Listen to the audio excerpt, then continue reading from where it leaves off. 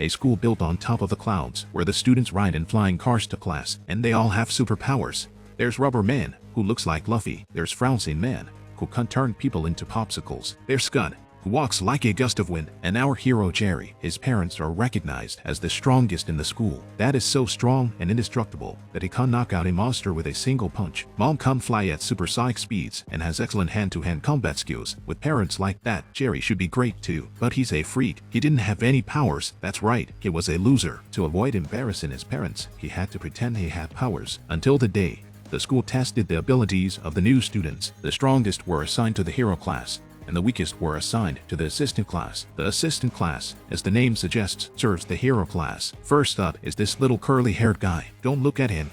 He's as thin as a bone, but as soon as he takes a deep breath, he immediately turns into a tall and powerful stone man and carries a small car with ease. The next students all showed off their abilities. Some can transform, some can change into animals, and some can spit corrosive saliva. Finally, it was Jerry's turn. He secretly told the instructor, "Actually, I don't have supernatural powers." The instructor didn't believe him and summoned a car to crush him. This almost led to the grand finale. After a series of tests, the instructor finally believed that Jerry didn't have supernatural powers and assigned him to the assistant class. When he got home, Jerry wanted to confess to his dad that he didn't have superpowers, but before he could finish, that took him to his secret base. Here are all the trophies that they have earned over the years from hunting monsters. And Dad said he wanted to save the world with Jerry, so Jerry took his words back. At Superman School, people without superpowers are always bullied, but he's made some good friends. That day, Jerry was about to eat when Rubber Man tricked him into dumping his food on Bob's table. Because Bob's dad was a bully, Jerry's dad put him in a dark room. Bob, who had been holding his fire, finally found his chance today. "You will be what you can do, whatever you want just because your name's." The man threw a fireball with one hand and burned a hole in the tray. Then he threw two more,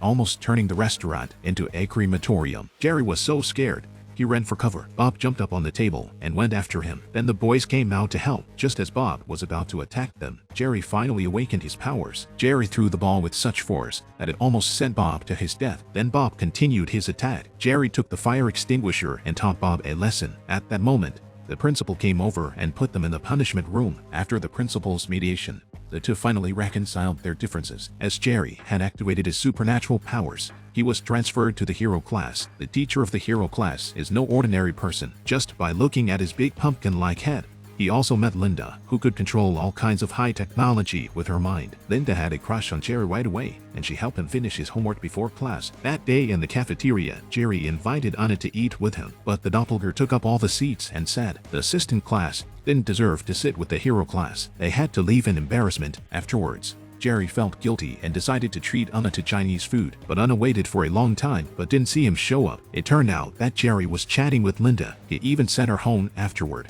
so he forgot about the Chinese food long ago. The next day, the two of them even showed their love to each other in public. It was very hard for Anna to see this scene. Linda wanted to have a party at Jerry's house. Jerry wanted to refuse, but he was afraid that it would affect their relationship. So he agreed, but he never realized that it was all Linda's plot. She called all the students from the heroes class and dragged Jerry into the house. Linda played a beauty trick on Jerry and made him take him to his dad's secret base. While they were kissing, a dark shadow flashed by and managed to take away the milk gun. Anna saw Jerry's house was brightly lit.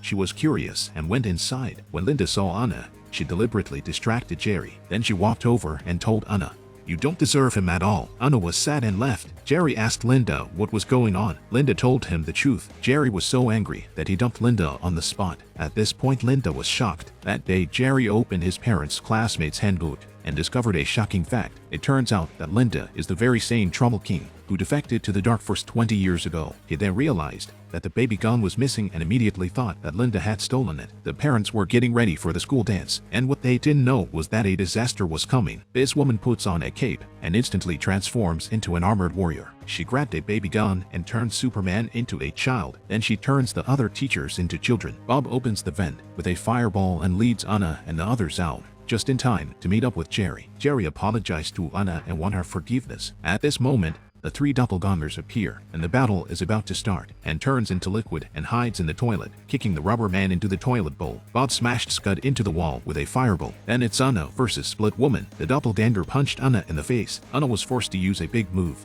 and summon countless vines to entangle the doppelganger. Lastly, Jerry versus Trouble King. Trouble King jumps up and sends Jerry flying 800 feet away. Jerry gets up and returns the favor, then grabs his opponent's foot and throws it away. He's about to attack again when he's punched out of the ring. It's 10,000 meters up in the air, and Troubleman thinks Jerry is dead for sure. But the next moment, Jerry flew back up. It turns out that Jerry has inherited all the powers of both his parents. Trouble King couldn't believe his eyes and was thrown to the ground by Jerry. Her armor was blown up. Who knows, he secretly activated the device. The whole school instantly plummeted at a speed of 1 kilometer per second. Jerry saw this and flew out with his hands on the bottom of the school, but that didn't slow down the school's descent. Jerry was about to lose his grip on the school. Mouse Girl chewed off the generator wires and prevented the disaster from happening. Jerry then pushed the school back into the air. Under the guidance of Dr. Big Head, they refitted the baby gun and saved all the people. Trouble King and his accomplices were also locked up, and the students of the assistant class were recognized by everyone. The crisis was finally over. Jerry and Anna lived happily ever after. This is the end of the movie. Never let our parents aura affect us, because everyone has to go through the trials and tribulations of time in order to gradually grow up.